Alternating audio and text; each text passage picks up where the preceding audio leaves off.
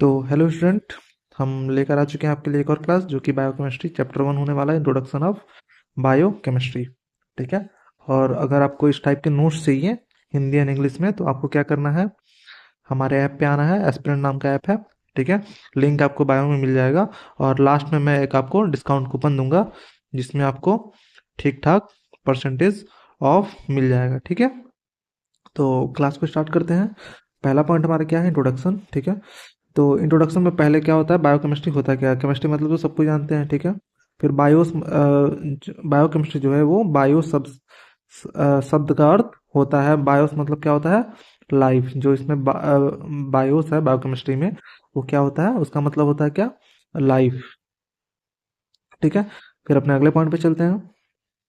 Bio biochemistry शब्द की शुरुआत जर्मन केमिस्ट कार्ल न्यूबर्ग द्वारा 1903 में की गई थी। ये बहुत इंपॉर्टेंट क्वेश्चन है, ध्यान रखना। अक्सर क्वेश्चन एक नंबर में पूछता है। ठीक है। इसको ध्यान रखना। जर्मन केमिस्ट जो थे कार्ल न्यूबर्ग, उन्होंने की थी। ठीक है।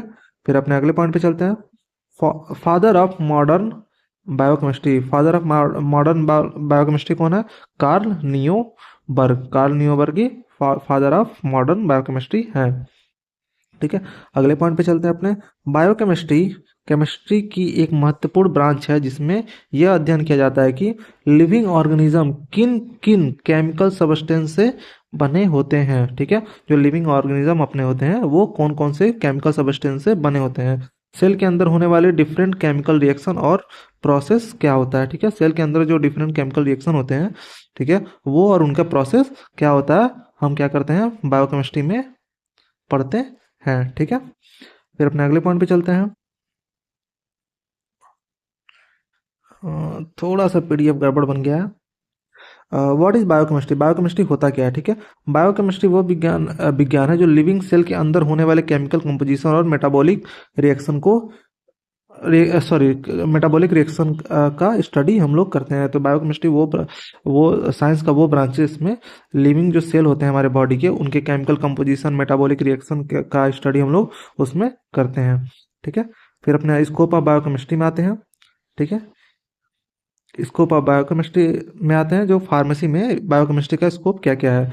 तो पहले ड्रग कॉन्स्टिट्यूशन, जो ड्रग में केमिकल्स होते हैं उनके बारे में इसमें पढ़ते हैं। किसी ड्रग के केमिकल स्ट्रक्चर और कंपोजिशन को समझने में, किसी भी ड्रग के केमिकल और कंपोजिशन को, केमिकल स्ट्रक्चर और कंपोजिशन को समझने में इसका स्कोप बहुत ही महत्वपूर्ण होता है। ठीक है। बायोकेमिस्ट्री का महत्वपूर्ण रोल होता है, मतलब इसी का मतलब बायोकेमिस्ट्री का इसमें महत्वपूर्ण रोल होता है। फिर अपने अगले पॉइंट पे चलते हैं। Half life. हाफ लाइफ क्या होता है, ड्रग देने के बाद कितने समय में उसकी मात्रा आधी 50% रह जाती है। ठीक है। ड्रग देने के बाद, ठीक है, ड्रग देने के बाद ड्रग की मात्रा कब कितने देर में 50% रह जाती है, इसी को हम लोग क्या बोलते हैं, हाफ लाइफ कहते हैं। इसका डिटर्मिनेशन बायोकेमिस्ट्री की हेल्प से किया जाता है। इसका भी डिटर्मिनेशन हम लोग क्या करते हैं, बायोकेमिस्ट्री की हेल्प से करते हैं।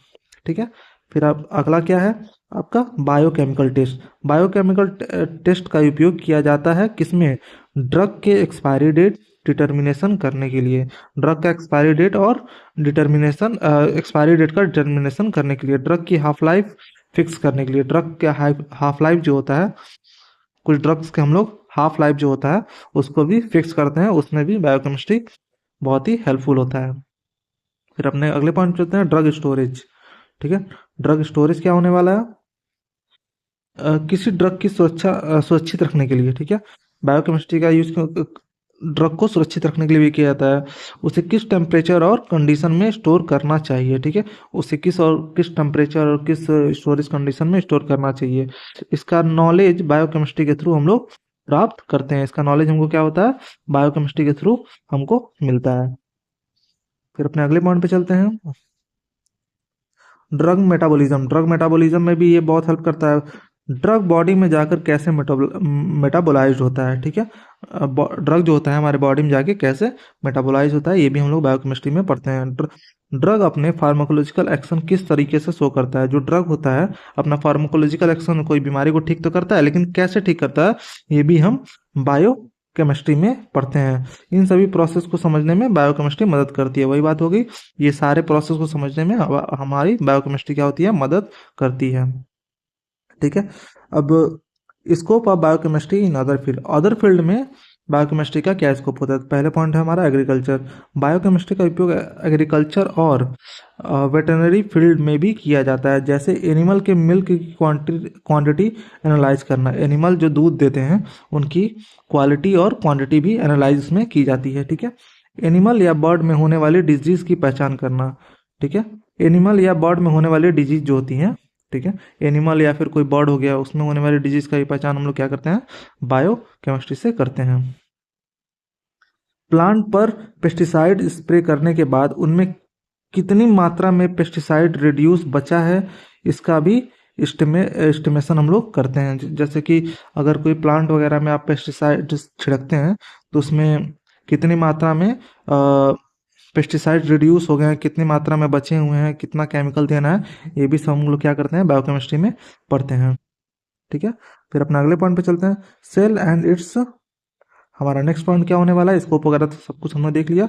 नेक्स्ट पॉइंट हमारा क्या होने वाला है, cell and its biochemical organisation. जो सेल होते हैं और उनके बायोकेमिकल ऑर्गेनाइजेशन क्या क्या होते हैं। सेल सभी लिविंग ऑर्गेनिज्म की बेसिक स्ट्रक्चरल और फंक्शनल यूनिट होती है। ठीक है। जो हमारा सेल होता है ये हम लोग बहुत बेसिक चीज़ है। ठीक है। जो हमारा सेल होता है वो सभी लिविंग ऑर्गेनिज्म का स्ट्रक्चरल एंड फंक्शनल यूनिट होता है। सभी प्रकार की लाइफ की एक्टिविटीज, ठीक है, सेल के अंदर ही परफॉर्म होती है।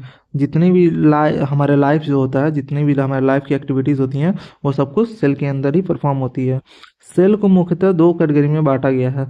हमारे सेल कितने भाग में डिवाइड होते हैं, दो भाग में डिवाइड होते हैं। पहला क्या होता है, प्रोकैरियोटिक, और दूसरा क्या होता है, यूकैरियोटिक। ठीक है। प्रोकैरियोटिक और यूकैरियोटिक। अब अगले पॉइंट पे आते हैं, प्रोकैरियोटिक क्या होता है। प्रोकैरियोटिक के कुछ प्रमुख विभिन्नताएं निम्न है। ये सेल सामान्य यूनिसेलुलर होते हैं। ठीक है। ये जो सेल होते हैं वो क्या होते हैं, यूनिसेलुलर होते हैं। इनमें ट्रू न्यूक्लियस प्रेजेंट नहीं होता है। इसमें क्या होता है, न्यूक्लियस आपका प्रेजेंट नहीं होता है। ठीक। फिर अगला पॉइंट हमारा क्या है इसमें, जेनेटिक मटेरियल एक ही सिंगल क्रोमोसोम के रूप में पाया जाता है। जो जेनेटिक मटेरियल होता है हमारे प्रोकैरियोटिक सेल में वो सिंगल क्रोमोसोम के रूप में पाया जाता है। ठीक है।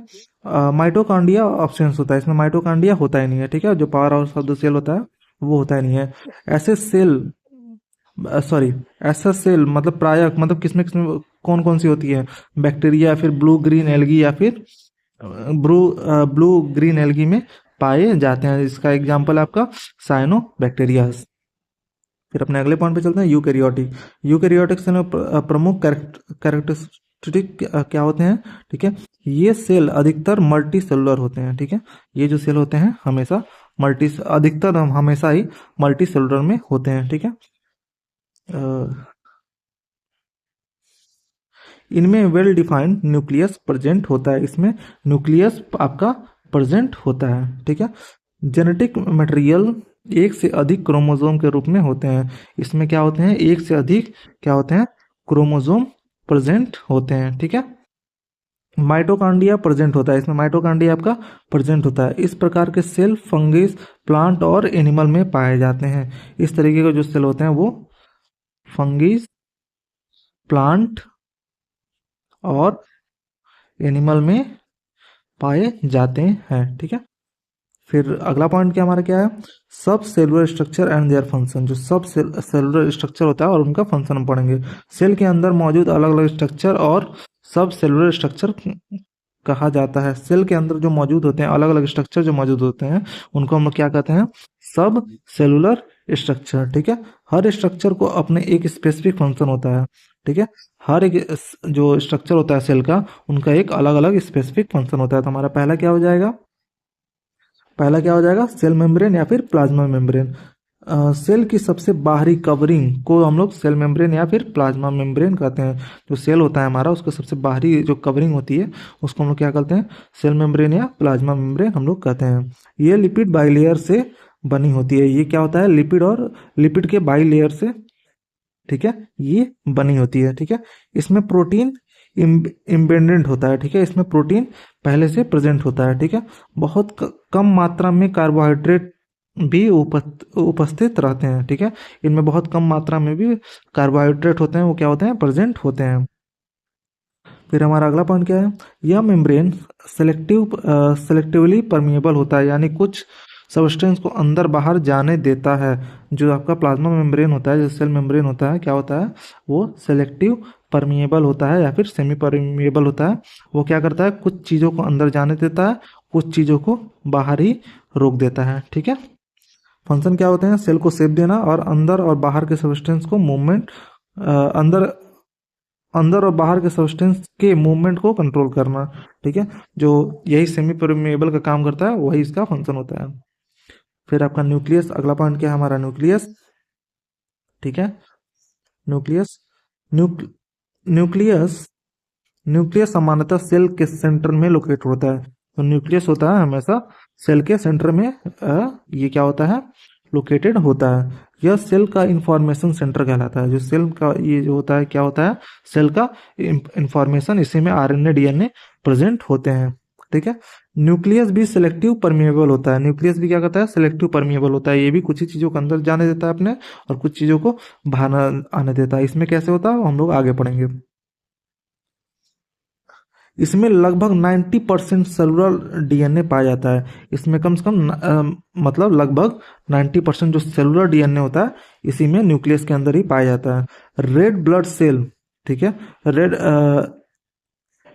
जो एरिथ्रोसाइट्स होते हैं, ठीक है, रेड ब्लड सेल में न्यूक्लियस प्रेजेंट नहीं होता है, ठीक है।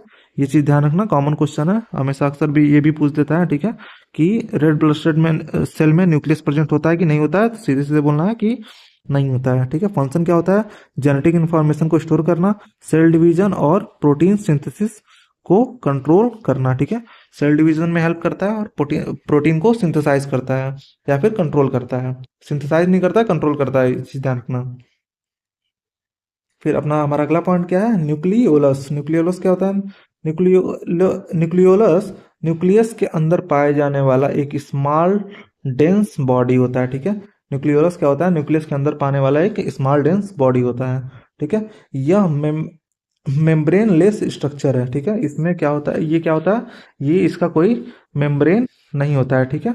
इसमें लगभग 80%, ठीक है, 80% प्रोटीन और 20% डीएनए और आरएनए प्रेजेंट होते हैं।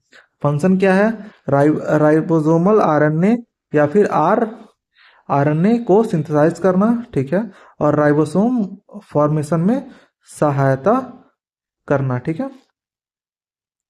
फिर अपने अगले पॉइंट पे चलते हैं। हमारा अगला पॉइंट क्या है, साइटोप्लाज्म। साइटोप्लाज्म सेल के अंदर, न्यूक्लियस के बाहर जो सेल के अंदर, ठीक है, और न्यूक्लियस के बाहर जो भी फ्लूइड फिल्ड रीजन होते हैं, उसे हम क्या बोलते हैं, साइटोप्लाज्म। सेल के अंदर जो न्यूक्लियस के बाहर, सेल के अंदर न्यूक्लियस के बाहर जो भी फ्लूइड प्रेजेंट होता है, हम लोग उसको क्या बोलते हैं, साइटोप्लाज्म बोलते हैं, ठीक है। साइटोप्लाज्म के अंदर उपस्थित वाटर फ्लूइड को हम साइटोसोल कहते हैं, ठीक है। साइटोप्लाज्म के अंदर जो वाटर होता है, ठीक है, वाटर होता है जो प्रेजेंट होता है, उसको हम क्या बोलते हैं, साइटोसोल बोलते हैं, ठीक है। इसमें सेल के सभी ऑर्गेनल्स सस्पेंडेड रहते हैं। इसी में जो है, जो आपका साइटोप्लाज्म है, उसी के अंदर सारे सेल के पार्ट प्रेजेंट होते हैं, जैसे माइटोकॉन्ड्रिया, गोल्गी बॉडी, ये सारे क्या होते हैं, साइटोप्लाज्म के अंदर ही रहते हैं। फंक्शन क्या है इसका, मेटाबॉलिक रिएक्शन का साइट है, ठीक है। ऑर्गेनल को सपोर्ट और मीडियम प्रोवाइड करता है। जो सेल ऑर्गेनल होते हैं उनको सपोर्ट और मीडियम प्रोवाइड करता है, ठीक है। फिर हमारा अगला पॉइंट क्या है, माइटोकांड्रिया। माइटोकांड्रिया हमारा अगला पॉइंट होने वाला है। माइटोकांड्रिया सेल का सेकंड लार्जेस्ट ऑर्गेनल होता है, ठीक है। माइटोकांड्रिया जो होता है सेल का सेकंड लार्जेस्ट ऑर्गेनल होता है, ठीक है। इसका शेप सामान्यतः अंडाकार होता है, ठीक है। इसका शेप इसका शेप क्या होता है, अंडाकार में होता है, ठीक है। माइटोकांड्रिया की लेंथ लगभग 7 माइक्रोन और डायमीटर लगभग 1 माइक्रोन होती है। ये भी इंपॉर्टेंट है, ध्यान रखना, ठीक है। माइटोकांड्रिया की लेंथ 7 माइक्रोन और डायमीटर इसका क्या होता है, 1 माइक्रोन के बराबर होता है, ठीक है। इसकी आउटर मेम्ब्रेन, ठीक है, इसकी आउटर मेम्ब्रेन प्रोटीन और लिपिड से बनी होती है। जो माइटोकॉन्ड्रिया का आउटर मेम्ब्रेन होता है, ठीक है, वो क्या होता है, प्रोटीन और लिपिड से बनी होती है। ठीक है। फिर अब इसमें आते हैं इनर मेम्ब्रेन में। इनर मेम्ब्रेन में लगभग 75% प्रोटीन और 24% लिपिड होता है, जो माइटोकॉन्ड्रिया होता है आपका। ठीक है। ठीक है, एक आउटर मेम्ब्रेन होती है, एक इनर मेम्ब्रेन होती है। जो इनर मेम्ब्रेन होती है उसमें 75% प्रोटीन और 25% लिपिड प्रेजेंट होता है। ठीक है। इन फूड्स को हम इन फूड्स को हम क्रिस्टी कहते हैं। जैसे जो माइटोकॉन्ड्रिया है, ठीक है, उसके अंदर जो प्रोटीन और लिपिड्स प्रेजेंट होते हैं उनको हम लोग क्या बोलते हैं, क्रिस्टी। ठीक है। फिर हमारे अगले पॉइंट पे चलते हैं, फंक्शन। फंक्शन क्या होता है? फंक्शन क्या होता है हमारा? फंक्शन क्या होता है? माइटोकॉन्ड्रिया माइटोकॉन्ड्रिया सेल के लिए एटीपी का निर्माण करता है। जो माइटोकॉन्ड्रिया होता है वो सेल के एटीपी का फॉर्मेशन करता है। इसीलिए इसको हम लोग क्या बोलते हैं, इसको power of the power house of the cell कहा जाता है। ठीक है। फिर हमारा अगला पॉइंट क्या होने वाला है, लाइसोसोम। लाइसोसोम क्या होते हैं? लाइसोसोम साइटोप्लाज्म में एक स्मॉल वेसल्स के रूप में प्रेजेंट होते हैं। ठीक है। सेल के अंदर लाइसोसोम एक स्मॉल वेसल्स के रूप में प्रेजेंट होते हैं। इन्हें suicidal bags of the cell कहा जाता है। इनको suicidal bags of the cell इसको कहते हैं। ठीक है। और इनमें बड़ी मात्रा में हाइड्रोलिटिक एंजाइम पाया जाता है। ठीक है। इसमें बहुत ज़्यादा मात्रा में हाइड्रोलिटिक एंजाइम पाया जाता है। ठीक है। फंक्शन क्या होता है?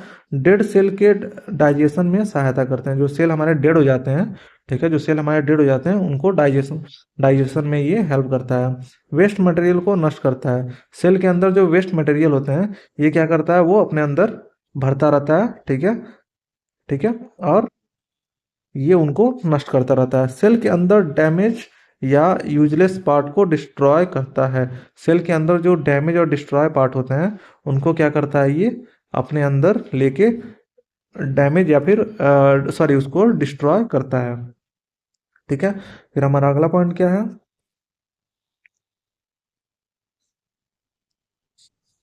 Endoplasmic reticulum. एंडोप्लाज्मिक रेक्टिकुलम क्या होता है?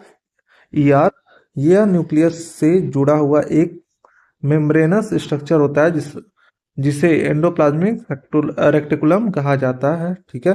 यह सेल के अंदर सबस्टेंस के ट्रांसपोर्ट और सिंथेसाइज में महत्वपूर्ण भूमिका निभाता है। ठीक है। ये क्या होता है, न्यूक्लियस से जुड़ा हुआ एक एक स्ट्रक्चर होता है। ठीक है। न्यूक्लियस से जुड़ा हुआ एक मेम्ब्रेनस स्ट्रक्चर होता है जो एंडोप्लाज्मिक रेक्टिकुलम कहलाता है। यह सेल के अंदर सबस्टेंस के ट्रांसपोर्ट और सिंथेसिस के लिए महत्वपूर्ण भूमिका निभाता है। ठीक है। एंडोप्लाज्मिक रेक्टिकुलम कितने प्रकार के होते हैं? ये भी आपके दो प्रकार के होते हैं। कौन कौन से? एक आपका होता है स्मूथ एंडोप्लाज्मिक रेक्टिकुलम। ये क्या होता है स्मूथ एंडोप्लाज्मिक रेक्टिकुलम? क्या होता है, राइबोसोम, ठीक है, राइबोसोम से कोटेड नहीं होता है। इसलिए इसे हम लोग क्या, इसका सरफेस, इसीलिए इसका सरफेस स्मूथ दिखाई देता है। ठीक है। जो स्मूथ SER है, ठीक है, स्मूथ एंडोप्लाज्मिक रेक्टिकुलम है, ठीक है, वो राइबोसोम से कोटेड नहीं होता, इस वजह से इसका सरफेस स्मूथ दिखाई देता है। ये कार्बोहाइड्रेट मेटाबॉलिज्म में महत्वपूर्ण भूमिका निभाता है। ठीक है। ये क्या करता है, कार्बोहाइड्रेट को मेटाबोलाइज करता है। ठीक है। यह लिपिड सिंथेसिस में भी सहायता करता है। ठीक है। लिपिड के सिंथेसिस में भी ये क्या करता है, हेल्पफुल होता है। स्टेरॉइड्स हार्मोन और फॉस्फो फॉस्फोलिपिड्स के निर्माण में भी सहायता सहायक होता है। ठीक है। ये आपका स्टेरॉइड हार्मोन्स और फॉस्फोलिपिड के निर्माण में भी सहायता करता है। फिर हमारे अगले पॉइंट पे चलते हैं, रफ एंडोप्लाज्मिक रेक्टिकुलम, RER। ठीक है। ये क्या होता है, रफ एंडोप्लाज्मिक रेक्टिकुलम की सरफेस पर राइबोसोम उपस्थित होते हैं। ठीक है। उसमें क्या होता है, राइबोसोम प्रेजेंट होते हैं, इसलिए वो रफ दिखाई देता है, इसलिए उसका नाम क्या है, रफ एंडोप्लाज्मिक रेक्टिकुलम। ठीक है। यह मुख्य रूप से प्रोटीन सिंथेसिस में सहायक होता है। ठीक है। यह मोस्टली प्रोटीन को सिंथेसाइज करने में हेल्पफुल होता है।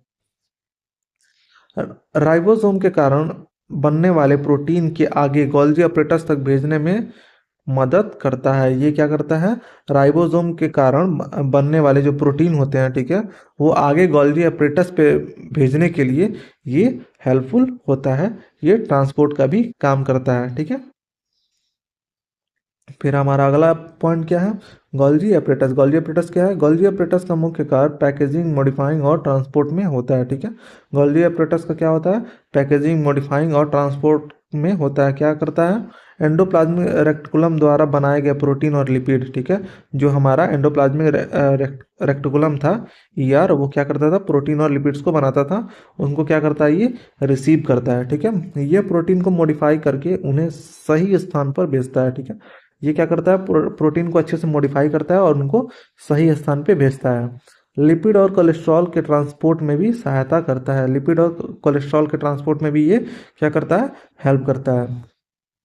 इनका इनका अंतिम कार्य सबस्टेंस को सेल मेम्ब्रेन या बाहर सिक्रेशन के लिए भेजना होता है, ठीक है। इनका लास्ट काम क्या होता है, सबस्टेंस को सेल मेम्ब्रेन या बाहर उसके सिक्रेशन के लिए भेजना होता है, ठीक है।